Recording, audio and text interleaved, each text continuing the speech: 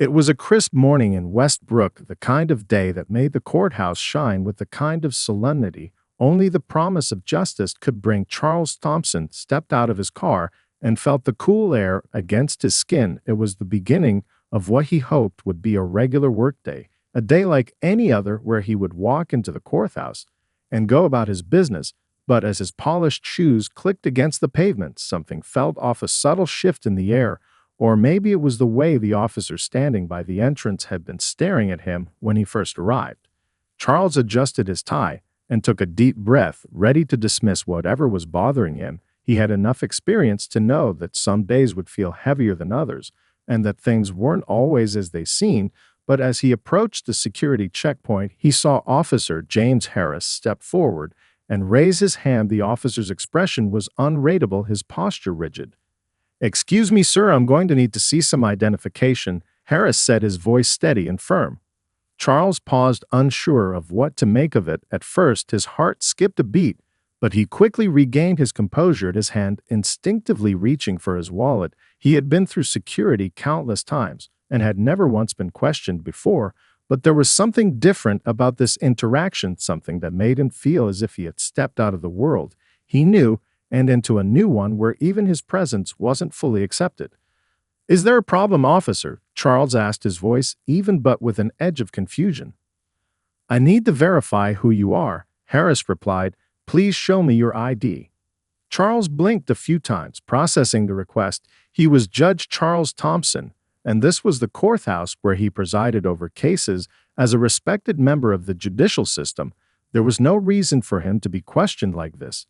But he knew how things worked in Westbrook, how quickly people could be judged based on the color of their skin, how quickly they could be dismissed or questioned in a way that seemed to undermine their authority.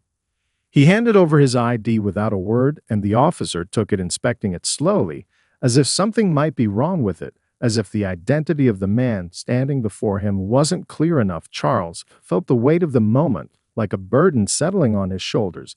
It wasn't just the inconvenience, it was the realization that this was happening to him the same way it had happened to countless others. His name and position, seemingly not enough to stop this officer from doubting his right to be there.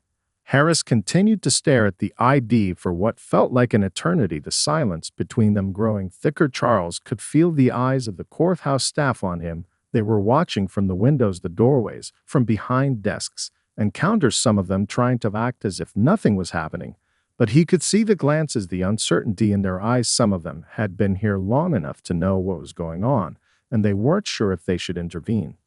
Charles didn't know how to respond at first. He wanted to demand answers, but he knew that pushing too hard might make things worse. But then again, what did that even mean? Who decided what was worse or better? Was it worse to let this moment slide and let the officer think he had the right to stop a judge because of his appearance? Or was it worse to make a scene and risk alienating everyone who had worked so hard to get to this point? Harris looked up, finally meeting Charles's gaze with a slight nod, as if the transaction had been completed, but Charles could see the uncertainty still lingering in the officer's eyes. It was clear this wasn't just a routine check. This wasn't about security. This was about something much deeper, something that was harder to put into words. As Judge Charles Thompson walked past Officer Harris and into the courthouse, he could feel the weight of the moment still pressing on him. His mind raced with a mixture of confusion and frustration, and he tried to focus on the case ahead of him, but knew it would be hard to shake the memory of what had just happened. The courthouse, which had always felt like a place of purpose and respect, now felt cold, unfamiliar, and uncertain. He couldn't help but wonder if the incident was the result of a simple misunderstanding or something deeper, something that touched on the racial dynamics he'd always known existed, but rarely faced so directly. Inside, the atmosphere had shifted. Staff members whispered in the hallways, and the usual hum of courtrooms preparing for hearings seemed quieter, more subdued. The clerk's office, usually filled with the rustling of paperwork, now buzzed with gossip. Charles could hear snippets of conversation, snippets of concern. "Did you see that?" one of the clerks asked. "Why would Harris stop Judge Thompson like that?" Another responded with confusion. "I don't know, but it didn't feel right. He's a judge. Why would he be stopped at the door?" The murmurs quickly made their way to the courthouse's social media channels. A few bystanders who had witnessed the exchange between Charles and Officer Harris had already begun sharing videos, their captions dripping with varying levels of concern, curiosity, and, in some cases, outright disbelief. By lunchtime, the video had already been viewed thousands of times across social platforms, sparking a heated online debate. Some commenters called it a simple mistake, a momentary lapse in judgment, while others, particularly those familiar with the history of race relations in Westbrook, saw the interaction as yet another example of racial profiling.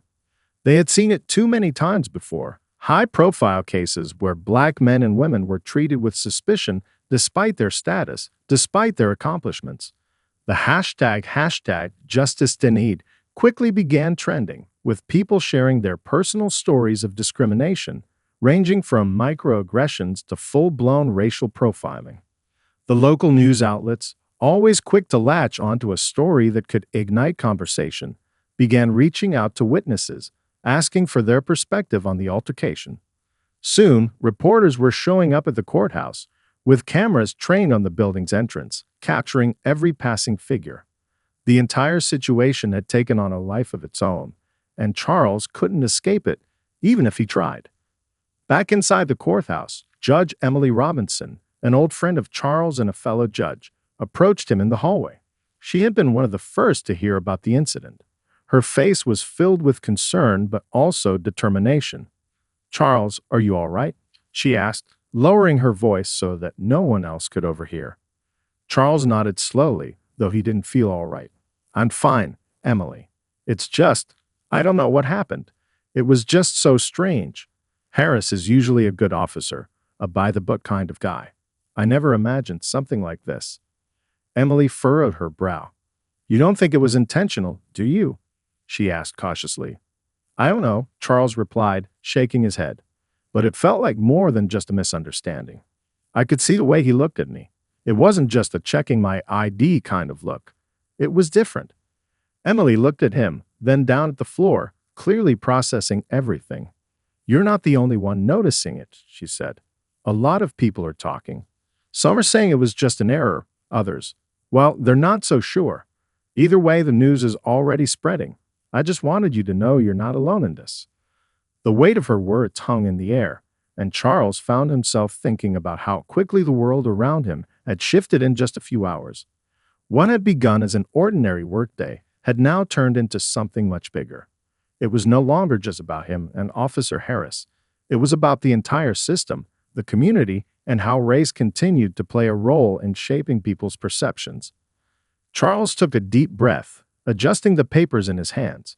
He had a job to do, and it was time to focus, but a small part of him couldn't stop wondering how far the ripples of this incident would spread, and whether they could ever truly be undone. As Charles sat at his desk, the soft hum of the courthouse faded into the background, replaced by the flood of memories that surged through his mind. He leaned back in his chair, staring out the window as the events of the morning replayed over and over in his thoughts. The confrontation with Officer Harris had shaken him, but it also brought back memories of his journey to this very point. The struggles, the sacrifices, the long road he had walked to earn his place in the judicial system. He thought back to his childhood in Chicago, growing up in a modest neighborhood where the streets were both a playground and a battleground. Charles had always been aware of the tension that simmered beneath the surface, how the color of his skin seemed to determine how he was treated by others, how it shaped the opportunities that were available to him. Even as a young boy, he could see the divide between how his friends were treated and how he was treated, despite his efforts to prove himself. There were the stares he'd gotten when he entered a store with his mother, the hushed voices behind his back when he answered a question correctly in class, and the way teachers would be surprised when he excelled academically. It wasn't just a feeling. It was an undeniable reality that he had to live with every single day. His teachers, some of them well-meaning, but others oblivious to the way the world worked, would praise him for his grades, but often place him in the same box they did for other black students, expecting less, judging more, assuming that he, too, was destined for a life of struggle. But Charles was determined not to be defined by those assumptions. At the age of 18, he had left Chicago and enrolled in an out-of-state college. He studied law with an intensity that came from his desire to prove to the world, and himself, that his place in society was earned, not given. He fought through the prejudice, the doubts, and the systemic obstacles that came with being one of the few black students in his classes. There were moments when he wanted to give up, when the burden of constant scrutiny felt too heavy, but he kept going, driven by a belief that justice, when wielded correctly, could change lives. When he finally graduated, it felt like a victory. Becoming a judge, however, was a battle all on its own. The barriers in the legal field were not just external but internal. He had to work harder than his colleagues to earn their respect, to prove that he belonged in a seat of power. It wasn't just about his credentials. It was about the assumptions that people made about him before he even opened his mouth. Charles had known for a long time that the legal system wasn't perfect, but he had always believed it was a system that could be made better, that it could be a place where fairness prevailed. But moments like today, the questioning of his authority, the subtle but palpable doubts about his role, reminded him that things had not changed as much as he hoped. The law, which he had dedicated his life to, was still not free of biases, still not free of the prejudices that tainted every part of society. He thought of his parents, who had always taught him to keep his head up, to stand tall, no matter what others thought of him. His mother had always said, "Don't let anyone else's perception of you become your reality." But today, in that brief moment at the courthouse, it felt as though someone else's perception had been forced on him, had tried to reshape his reality, and it was hard to shake off. Despite it all, Charles knew that he could not let this moment define him. He had spent his entire life fighting against these forces, and he wasn't going to stop now. The battle had shifted, but it was far from over. In fact, in some ways, it had only just begun. The next steps would be crucial, not just for his own sense of self, but for the justice system he had dedicated his life to reforming. As the clock ticked on, Charles found his resolve hardening. This moment would not be the one that defined him. No, this would be another chapter in the ongoing story of his journey, a journey that, for better or worse, was far from over. The fight for justice, he realized, wasn't just about the cases he ruled on. It was about fighting for respect, fighting for dignity, and fighting for a world where the law truly served all people equally. And that, he knew, would require much more than just one man's perseverance. It would take the courage of an entire community. As the morning wore on, Judge Charles Thompson could feel the weight of the situation growing heavier with each passing moment. The courthouse, which had once been a place of order and professionalism, now felt like a battlefield of whispers and uncertainty. Charles walked from office to office, trying to put his mind back on the day's cases, but it was impossible to ignore the undercurrent of tension that had taken over the building. People were talking, even if they weren't saying it to his face. He could sense their eyes on him as he walked by, their gazes flickering from his face to the ground, as if they weren't sure how to treat him in this new, awkward reality. The first signs of real fallout came when he stepped into the break room to grab a cup of coffee. A couple of court clerks were sitting at the counter, speaking in hushed tones. As soon as they saw Charles enter, the room fell silent, and both of them immediately looked down at their phones, avoiding eye contact. Charles didn't say anything. He simply took a seat at the counter and tried to focus on his coffee. He had dealt with moments of discomfort before, but this felt different. There was an air of uncertainty, even fear, that hadn't been there before. "Judge Thompson, you okay?" One of the clerks, Sarah, asked after a long pause. Her voice was soft but laced with concern. "I saw the video." Charles looked up at her and gave a small nod. "I'm fine, Sarah. It's just strange, you know. Something about the way it all unfolded." His voice trailed off, not sure how to explain what he was feeling, how his whole world had shifted in the span of an hour. "I don't think it was right," Sarah said quietly. "I mean, we all know you here. Everyone knows who you are. To be stopped like that, it just doesn't sit well with me." Charles didn't respond immediately. He appreciated Sarah's words, but there was nothing he could say that would make the situation feel any less uncomfortable. It wasn't just the officer's actions. It was the public scrutiny, the feeling that his authority was being questioned, in a way that was all too familiar but still painful to experience. By the time Charles returned to his chambers, the courthouse was buzzing with conversations about the incident. Attorneys, some of whom had worked with Charles for years, approached him cautiously, unsure of what to say or how to act. Some of them seemed genuinely concerned, while others seemed to avoid him altogether, too caught up in the growing drama to focus on anything else. In the courthouse lobby, a local reporter had set up a small camera to interview anyone who would speak about the altercation. The reporter, a young woman with sharp eyes, waved at Charles as he passed by. She had been working the story since the video had gone viral, eager to get more perspectives on the incident. Judge Thompson, any comments about the situation earlier this morning? She asked, her microphone pointing in his direction. Charles paused for a moment, weighing whether to speak.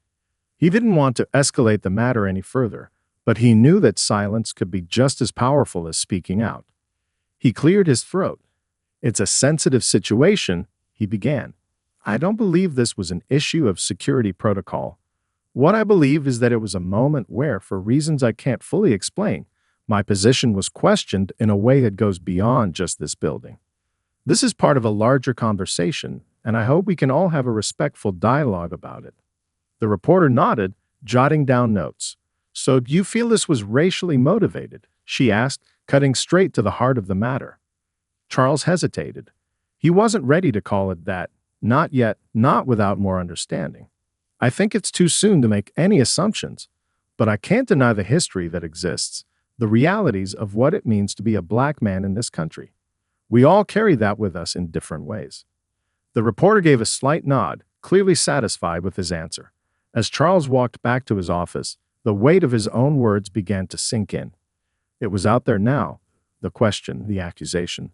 Whether or not he had meant to stir the pot, his statement had given the public a glimpse into the complexities of his life, the layers of experience that shaped how he saw the world. Meanwhile, the courthouse staff, the attorneys, and everyone else who worked there would have to reckon with the fallout. Some of them would stay silent, unwilling to wade into the conversation. Others, however, would feel compelled to speak out. As the hours ticked by, the ripple effects began to spread beyond the courthouse, sparking a larger public debate about race, authority, and how the systems of power and justice interacted with those who existed within them. Charles sat at his desk, the phone ringing off the hook. His world had just expanded beyond the walls of the courthouse, and it was clear that whatever happened next would change the way he was seen, not just by those around him, but by the public at large. What he didn't know was how much it would change him in the process. By the afternoon, the courthouse had become a pressure cooker of tension and speculation. The morning's incident involving Officer Harris was still at the forefront of everyone's mind, and the stories about it were spreading like wildfire. Lawyers, clerks, even jurors, all seemed to be consumed by it. Charles Thompson could feel the weight of those stares everywhere he went, the hushed conversations that paused when he entered a room. But as much as he wanted to push through and carry on with his work, the spotlight had found him, and there was no turning back. News outlets began to camp outside the courthouse, capturing every passing moment as if it were part of an ongoing drama. Local TV stations aired footage from the viral video, commentators offering their own interpretations of the exchange between Charles and Officer Harris. The debate intensified online, with people across the city weighing in. Some defended Charles, calling the officer's actions an unfortunate mistake, while others criticized the entire system, suggesting that this was a clear example of the biases still entrenched in society.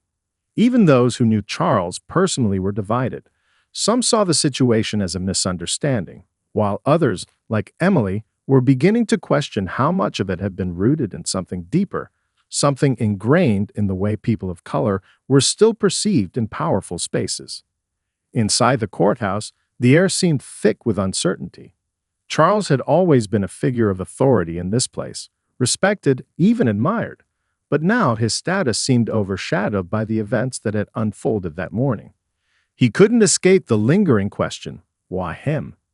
Why had this happened, and why did it have to play out in such a public way? Charles had spent years building his career, working hard to get to where he was. But even in his most difficult moments, He had always believed that the law was a refuge, one where everyone was treated equally, where authority was earned through merit, not questioned based on appearances. But as he sat in his chambers, surrounded by his court files and cases, he couldn't help but wonder how many people in this building, in this town, still saw him as someone who had to prove his worth every day.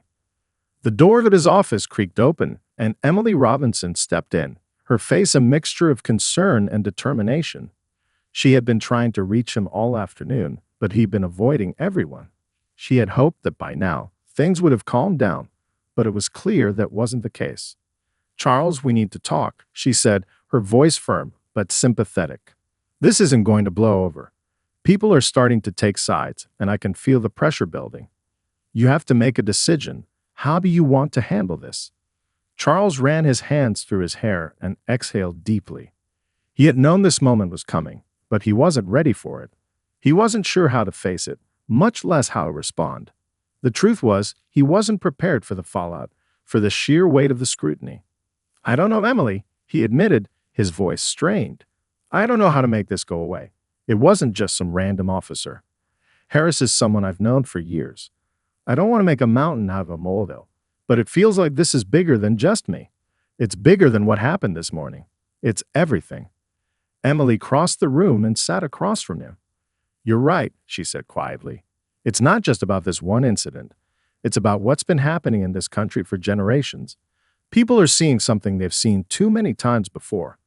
Authority figures doubting people of color. It's not just the cops or the judges. It's the system itself. You're being forced to reckon with that now, whether you want to or not." Charles nodded slowly. He knew Emily was right, and that thought was both liberating and terrifying. "So, what do I do now?" he asked. "How do I move forward?" Emily's eyes softened. "You keep doing your job, but you also need to use your voice. People are looking to you, Charles. This is the moment when you have to decide what kind of legacy you want to leave. You can stay silent, or you can speak up." There was a long pause as Charles took in her words. The pressure was mounting, the expectations heavy on his shoulders. But in that moment, he realized that there was no easy path forward. There was only the truth, the painful, complicated truth about race, justice, and the deep-rooted biases that shaped the world he had fought so hard to be a part of. Wasn't sure where it would lead him, but he knew that the path of silence was no longer an option. "I'll speak up," he said finally, his voice steady but determined. "It's time for the conversation to happen." Emily gave him a reassuring smile, and for the first time that day, Charles felt a flicker of hope. He didn't know how things would play out, but he knew one thing for sure. He would no longer let this moment define him. Instead, he would use it to make a stand for something bigger than himself.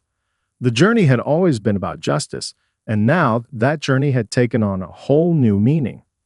The next day, the pressure on Charles Thompson intensified. News outlets had turned the Courthouse incident into a major story, with reporters and cameras stationed outside the building from dawn until dusk. The hashtag Justice Denied continued to trend on social media, drawing both support and backlash in equal measure. Charles knew that if he was going to make a meaningful impact, he needed to speak publicly, and he needed to do it soon. That afternoon, he sat at his desk, the weight of the moment pressing down on him. His phone buzzed with messages from friends, colleagues, and even strangers, all urging him to make a statement. Some encouraged him to take a firm stance against what had happened, to demand accountability from Officer Harris. Others suggested he stay quiet, let the storm pass, and focus on his judicial duties. But Charles knew that silence, at this point, would be seen as complicity. He couldn't ignore what had happened or pretend it wasn't part of a larger issue that needed to be addressed. After a long period of reflection, Charles made up his mind. He called Emily into his office. She walked in, her face lined with concern but also respect for the decision he was about to make. He had spoken to her a few times since the incident, but this was the moment when he needed to act, not just as a judge, but as a man who understood the weight of the responsibility on his shoulders. "I'm going to do it," Charles said, looking at Emily with determination. "I'm going to speak out." Emily nodded. "I think that's the right choice. But Charles, be mindful of how you say it. People are already looking for a reason to either defend you or attack you. You don't have to have all the answers, but you do need to frame the conversation in a way that invites people to think, not just react. Charles took a deep breath. He knew this wasn't going to be easy, and it wasn't just about the courthouse or the city of Westbrook. The entire nation had been watching, and his words had the potential to spark a much larger conversation about race, justice, and the systemic issues that continued to plague the country. Later that afternoon, after consulting with his close advisors and drafting a statement, Charles stood before the courthouse steps. The crowd had gathered, with reporters lining the front of the building and cameras trained on him. He could hear the whispers of people in the crowd, unsure of what to expect from a man they had known as a respected figure in the community, but who was now the center of a controversy. With a deep breath, Charles stepped up to the podium. His voice, though steady, carried the weight of everything he had experienced over the years. He paused for a moment, allowing the crowd to settle before beginning.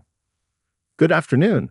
I want to take this opportunity to address the incident that occurred yesterday morning, an incident that has, understandably, raised many questions about fairness, respect, and accountability. As a judge, my responsibility is to uphold the law and ensure that justice is served, not just within the walls of this courthouse, but throughout the community. Yesterday, I was subjected to an interaction that left me questioning not just the actions of an individual, but the deeper issues that affect all of us." He paused again, his eyes scanning the crowd before continuing. "Now, some may see this as an isolated incident, a simple misunderstanding. But for many of us, especially people of color, this is not an isolated incident. This is part of a pattern, one that has existed for far too long. We know that people are often judged not by the content of their character, but by the color of their skin.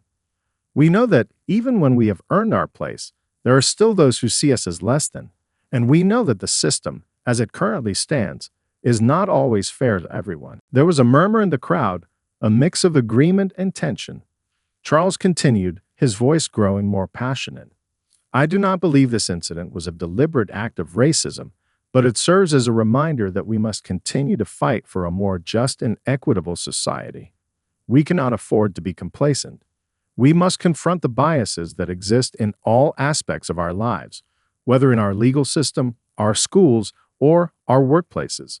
We must confront the assumptions we make about others based on their race, their appearance, or their background." Charles looked out over the crowd, his words landing heavily in the quiet air. "I will not be silent.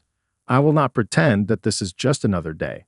If my experience can spark a conversation, if my voice can help change the way we think about justice and fairness, then it will have been worth it. We all have a responsibility to work toward a better future, one where justice is truly blind and where every individual is treated with the dignity and respect they deserve." As he finished speaking, the crowd fell into a tense silence. Then slowly, applause began to ripple through the group, hesitant at first, but growing stronger with each passing moment. Charles knew that this moment wouldn't solve everything. He knew that this was only the beginning. But as he stood there, feeling the weight of his words, he realized that he had taken the first step towards something bigger. This was no longer just about him. It was about a system that needed to change, a society that needed to grow, and a world where justice truly meant justice for all. In that moment, Charles Thompson knew that the fight had only just begun. In the days that followed Charles Thompson's public statement, the response was nothing short of overwhelming. His words had sparked a firestorm of debate, not just in the courthouse, but across the entire city. His speech was covered by news outlets nationwide, with social media platforms flooded by people both supporting and critiquing his stance. For every message of solidarity and understanding, there were also harsh criticisms, with many questioning whether his words were too bold, too divisive. Some accused him of playing the race card, while others praised him for courageously confronting the issues of inequality that were still pervasive in the justice system. Charles had expected some backlash, but the intensity of it surprised him. Calls for him to step down as a judge came in from various quarters, with some arguing that his comments had compromised his impartiality. Others voiced concern that by speaking out, he had become a political figure rather than a neutral voice in the courtroom. But amidst the noise, there was also a growing chorus of support, especially from those who had long felt that the justice system needed to be reformed from the inside out. Emily Robinson, ever the voice of reason and a close confidant, checked in on him frequently during this turbulent time. She had been at his side through every step of this journey, from the quiet moments of doubt to the bold decision to speak out. She knew how much this meant to Charles, how deeply he cared about justice, not just for himself, but for everyone who came through his courtroom. "Charles, you did what you had to do," Emily reassured him one afternoon as they sat together in his office. "No one else could have said what you said with the same weight, but I can see the toll it's taking on you. You've got to take care of yourself, too." Charles rubbed his temples, the stress from the past few days beginning to show. The flood of phone calls, the emails, the media pressure, it all felt like too much at times. Yet deep down, he knew he couldn't back down now. His words had set something in motion, and there was no turning back. "I don't know, Emily," he said, his voice heavy. "I've spent my whole life working for this, and now I'm questioning everything. Have I gone too far? Am I really making a difference? Or have I just opened up a whole new set of problems?" Emily leaned forward, her voice steady but compassionate. "Charles, no one who's ever made a real difference has done it by playing it safe. This is bigger than you. It's bigger than me. You've taken a stand for a reason, and sometimes standing up for what's right feels like the hardest thing in the world. But don't let their noise drown out your purpose. People need to hear your voice now more than ever." Charles nodded slowly, taking her words to heart. He knew Emily was right, but the weight of the decision still felt crushing. What had started as a personal experience had now become a matter of public record. His name, his credibility, and his career were all tied up in this moment, and the uncertainty about how it would unfold loomed over him. Back at the courthouse, the impact of his words was palpable. Some colleagues, particularly those who had always been conservative in their approach, were visibly uncomfortable. They weren't sure how to handle the situation. The district attorney, a longtime acquaintance of Charles, privately expressed concerns about the optics of his speech, fearing it would cause divisions in the legal community. There were talks of public hearings, and some legal circles even began speculating about whether Charles would be called to testify before a commission investigating the matter. Yet, despite the tension, there were those who quietly voiced their support. A few fellow judges, understanding the difficult position Charles was in, reached out to him privately. Some of his staff members, who had long admired his commitment to fairness, quietly expressed their gratitude for his bravery. And then there were the countless members of the public, especially those from marginalized communities, who saw his actions as a turning point, a moment of clarity in a world that often seemed divided. Outside the courthouse, the streets were lined with people holding signs that read "Justice for All" and "We Stand with Judge Thompson." Protests, peaceful and organized, began to spring up, some in favor of Charles' message, others demanding a more transparent discussion about race and bias in the legal system. It was clear that his statement had resonated, but the question remained: would the public rally behind him, or would the mounting pressure cause him to falter? As the media cycle churned and the conversation continued to evolve, Charles felt the enormity of the moment settling in. He had ignited a spark, but whether it would lead to lasting change was still uncertain. The road ahead was unclear, filled with both challenges and possibilities. He had stood up, and now he would have to stand firm. The weight of history was on his shoulders, and Charles knew that in the coming weeks and months, he would be tested in ways he had never anticipated. But one thing was certain: this moment would forever define the trajectory of his career and his life. Whatever happened next, he had taken the first step in what could be a long, difficult journey toward real justice. Weeks passed, and Charles Thompson found himself in the midst of an ongoing storm. The public scrutiny had only intensified, but amidst the chaos, something unexpected began to happen. People who had once been passive spectators to the issues of race and justice were now engaging in the conversation.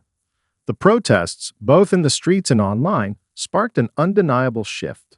The hashtag Justice for All became a rallying cry, bringing together communities from all walks of life who were demanding systemic change. For Charles, the pressure was mounting. Every morning, as he walked through the courthouse doors, he felt the weight of the world on his shoulders.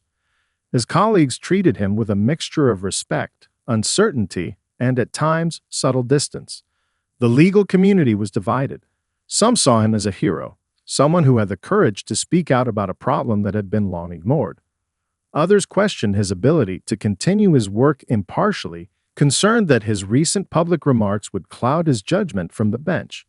One afternoon, a scheduled meeting with a local community group gave Charles a brief respite from the tension that surrounded him. As he sat in the room, listening to citizens share their personal stories of encounters with the justice system, Charles realized that he had touched something deeper than just his own personal experience. These were the voices of people who had been marginalized, who had been waiting for someone, anyone, to acknowledge their pain.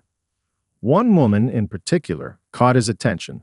She was an older black woman named Rose, whose son had been incarcerated for a crime he didn't commit. She spoke about the toll it had taken on her family, the way the system seemed to work against them every step of the way. Rose's words were raw, but they reflected the lived reality of so many others who felt unheard, ignored, and, at times, invisible. "I've been fighting for my son's freedom for years," she said, her voice trembling with emotion. "And every time I stand before a judge, I feel like I'm invisible, like they don't see my son, like they don't see me." Charles's heart sank. He had heard these kinds of stories before, but hearing them in person, seeing the pain behind them, hit him differently. He realized that this was why he had spoken up, to give voice to the countless individuals who had been silenced by the system. It wasn't just about his own experience anymore. It was about the bigger picture, the systemic injustice that affected so many people, often in ways that were invisible to those in power. When the meeting ended, Charles stood up, feeling a renewed sense of purpose. As he walked back to his office, he knew that his fight was far from over. The road ahead would be long and filled with challenges. But for the first time since that fateful day with Officer Harris, he felt a sense of clarity. The pressure wasn't just something to endure, it was a catalyst for change. He couldn't undo what had happened, but he could use his position to influence the conversations that needed to happen. The next day, Charles sat down with Emily to discuss his next steps. He was determined to take his message further, to not let it die out in the media cycle. He wanted to use his voice to advocate for real, substantive reforms in the justice system. But he also knew that the path ahead would be fraught with challenges. Not everyone would agree with him, and the stakes were higher than they had ever been before. "Emily, I need to do more," Charles said, his voice resolute. "This isn't just about me anymore. It's about every person who's been unfairly judged, who's been punished for things they didn't do, or who's been denied the dignity they deserve." Emily nodded, her expression filled with understanding. "I know, and you will. But remember, you don't have to do it alone.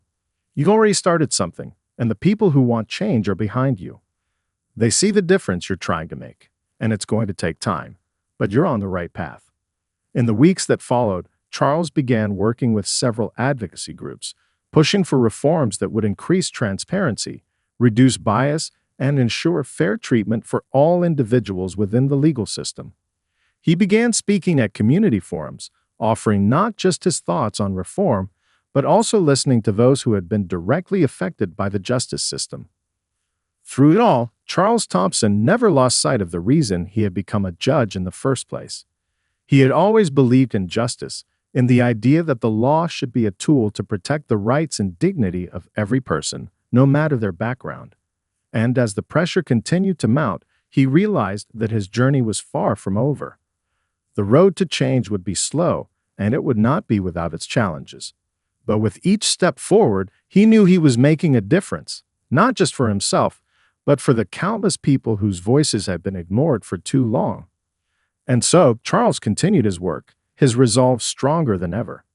He understood now that the fight for justice wasn't just about legal rulings or courtroom victories.